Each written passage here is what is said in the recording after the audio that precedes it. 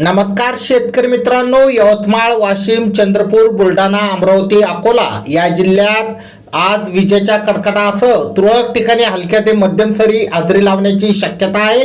तसेच मराठवाड्यातील धाराशिव, लातूर, नांदेड जिल्ह्यात तुरळक ठिकाणी पावसासह गारपिटीचा इशारा देण्यात आला आहे। तर हिंगोली जिल्ह्यात तुरळक ठिकाणी विजेच्या कडकडासह वादळी वाऱ्यासह हलक्या ते मध्यम पावसाचा इशारा देण्यात आला आहे।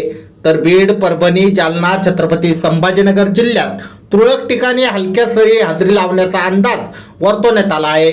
शेतकरी मित्रांनो, मध्य महाराष्ट्रातील सोलापूर, सांगली, सातारा, कोल्हापूर, पुणे, अहिल्यानगर, नाशिक, जळगाव, नंदुरबार, धुळे या जिल्ह्यामध्ये तुरळक ठिकाणी विजा, वादळी वाऱ्यासह हलक्या ते मध्यम पावसाचा इशारा आहे।